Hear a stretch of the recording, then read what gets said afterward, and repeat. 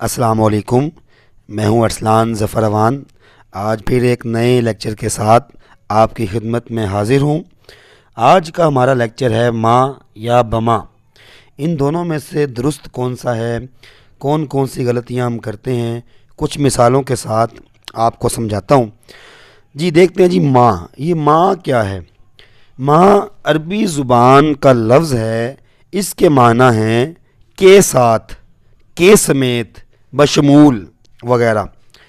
कुछ लोग इसमें हे का इजाफ़ा करके माँ लिखते हैं और कुछ इसमें बे का मज़ीद इजाफ़ा करके बमा लिखते हैं, लेकिन ये दोनों सूरतें गलत हैं।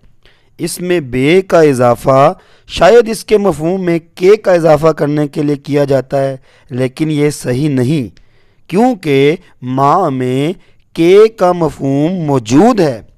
कवायद की रूह से माँ अंग्रेज़ी में इसे एडवर्ब कहा जाता है और उर्दू में मुतालिक फ़ेल कहा जाता है, इसलिए इसमें बे गैर ज़रूरी है।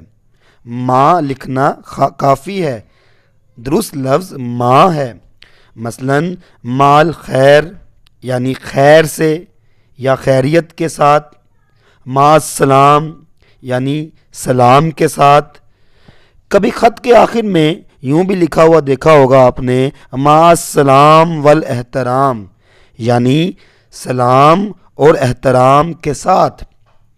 बाज़ लोग शादी के दावतनामे पर बमा अहलो अयाल या बमा अहलो अयाल लिख देते हैं, जो बिल्कुल गलत है। माँ अहलो अयाल लिखना काफ़ी है, यानी अहलो अयाल के साथ। इसी लफ्ज़ माँ से एक लफ्ज़ बना है मान। इसके लफ्ज़ी माना है एक साथ, एक ही वक्त में, इकट्ठे, इसी वक्त। उर्दू में यह फ़ौरन या अचानक के माना में भी आता है।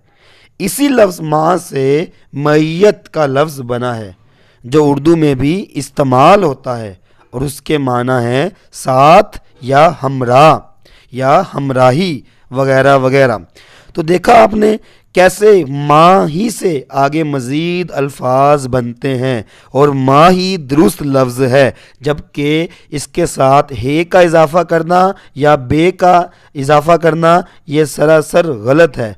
तो उम्मीद करता हूँ ये लेक्चर आपके लिए मुफीद साबित होगा और आइंदा आप माँ का इस्तेमाल आसानी से कीजिएगा और दुरुस्ती से कीजिएगा। दुआओं में याद रखिएगा।